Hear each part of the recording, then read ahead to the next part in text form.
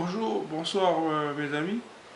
Donc, que vous soyez en Europe, que vous soyez ici dans le Pacifique, que très heureux encore de pouvoir faire une vidéo. Toujours dans la plus grande humilité, bien sûr. Et toujours dans le plaisir de servir mon prochain. Et de continuer d'aller de l'avant pour pouvoir atteindre euh, mes rêves, mes objectifs. Voilà, c'est pour ça que je tiens à faire cette vidéo ce soir. Et on est aujourd'hui le lundi 4 avril 2016. Donc j'aimerais partager avec vous le petit message que j'ai partagé hier à mon église de Néouéré. Alors, concerne la volonté de Dieu pour nous. Donc c'est un passage de la Bible dans le livre de la Genèse, des chapitres 3, des versets 17 à 19, où Dieu, le Créateur, dit cette parole à l'homme. Tu as écouté ta femme et tu as mangé le fruit que je t'avais interdit de manger. À cause de toi, je maudis le sol. Tu devras te fatiguer tous les jours de ta vie pour tirer ta nourriture de la terre. Le sol produira pour toi des plantes épineuses de toutes sortes. Tu devras manger ce qui pousse dans les champs. Tu gagneras ta nourriture en transpirant beaucoup jusqu'à ta mort. Et à ce moment-là, tu retourneras dans la terre d'où tu viens. Oui, tu es fait de poussière et tu retourneras à la poussière. Donc dans ce passage, c'est à ce dernier verset dans ce passage, le verset 19, qui est celui sur lequel je me suis basé pour introduire un de mes articles sur mon blog internet, mon blog Nicodemus. J'avais écrit en gros ce que représentait pour moi le travail dans ma vie. Et précisément, si le travail que j'ai actuellement subvenait-il en globalité à mes besoins, qu'à mes besoins mensuels.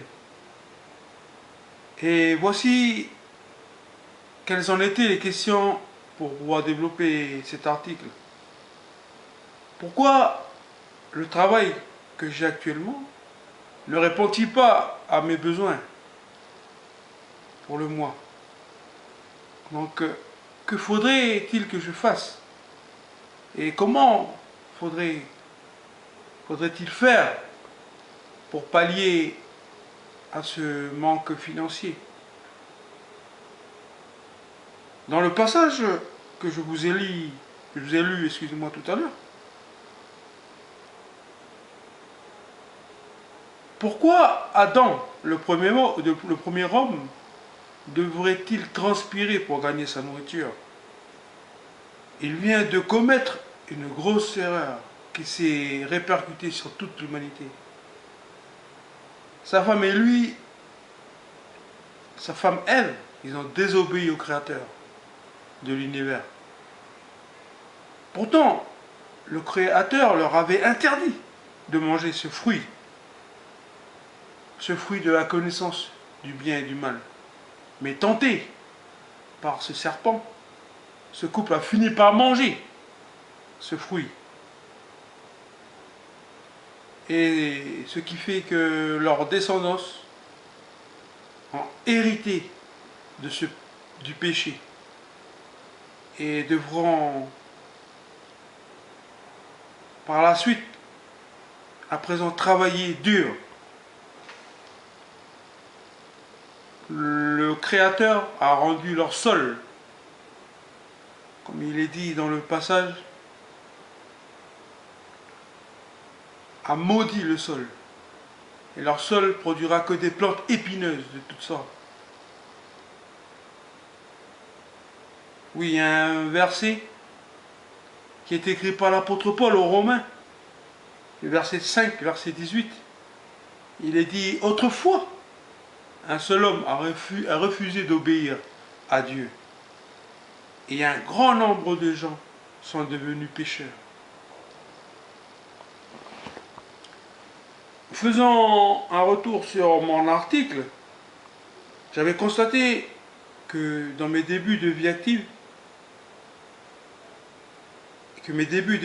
excusez-moi, étaient florissants. Je n'étais certes pas embauché, mais je touchais mieux que je touchais financièrement aujourd'hui. Je me trouvais encore dans un beau jardin d'Éden.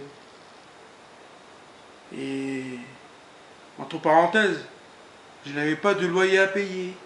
J'étais encore bien blotti chez mes parents.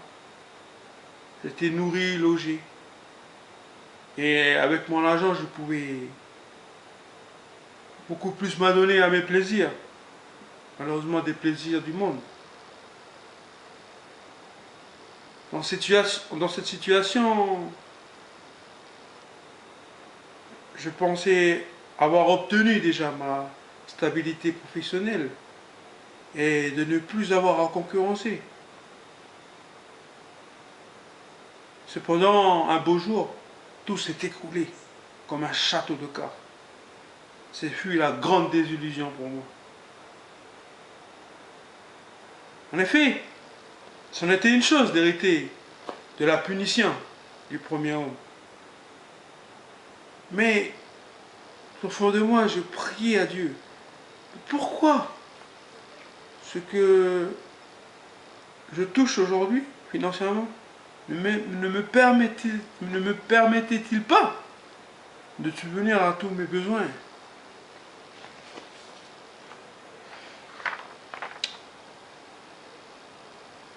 Je vais partager deux points. Deux points sur lesquels j'avais souligné dans mon article. Le premier point, c'est que je pensais que la vie était qu'une droite. C'est-à-dire que je partais d'un point A à un point B. Mais Dieu m'a fait comprendre que la vie n'est pas comme ça. Entre le point A et B, mais il y avait plusieurs autres points à passer. Et même ça faisait du zigzag. Au lieu de faire qu'une seule droite, de point A à B, que voilà, tranquille, peinard, je pouvais faire qu'une seule droite. Mais non, la vie que Dieu m'a fait comprendre, c'est qu'il fallait passer par d'autres points avant d'arriver à ce point. Et je pense, même actuellement, ne pas avoir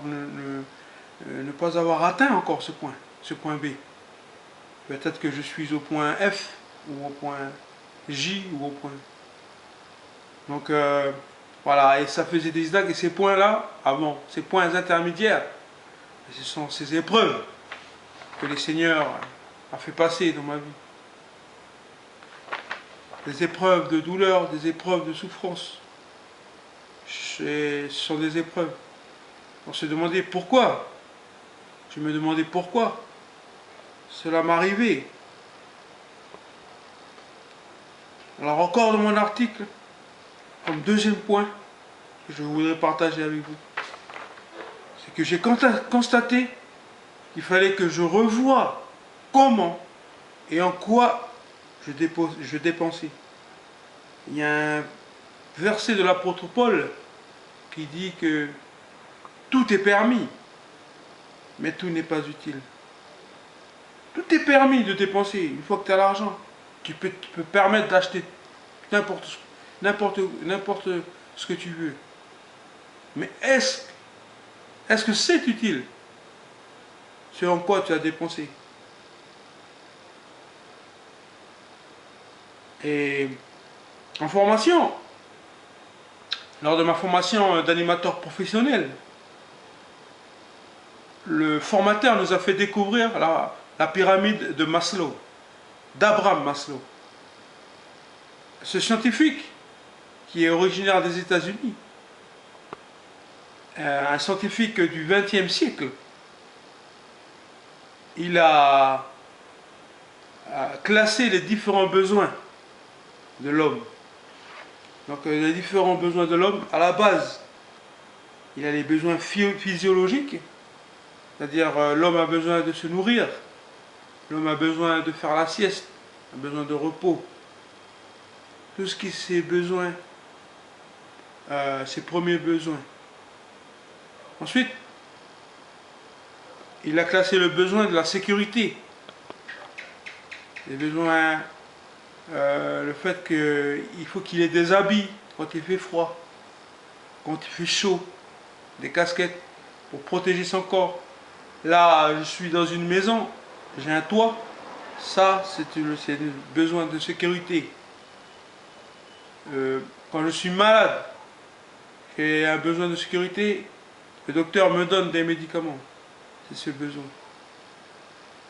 Et au sommet de la pyramide, où on a ce besoin, qu'il appelle lui le... Excusez-moi, on appelle l'accomplissement personnel. Où l'homme a besoin en fait d'être élevé. Il a besoin d'être reconnu. L'homme a besoin de la confiance des autres. L'estime de soi. Qu'on puisse le respecter. Et j'en conclus que là où je dépensais plus dans le besoin où je cherchais à m'accomplir personnellement, le besoin à m'estimer moi-même, entre parenthèses, à nourrir mon orgueil et tout ce qui est besoin physiologique de base, là, je ne faisais pas attention. Donc ce qui nous arrivait de ne pas avoir de nourriture dans le frigidaire, ce qui nous arrivait d'avoir pas d'argent pour pouvoir payer le médecin. Donc Dieu m'a fait comprendre cela, que tout est permis. Tout est permis de dépenser, mais tout n'est pas utile dans ce qu'on dépense.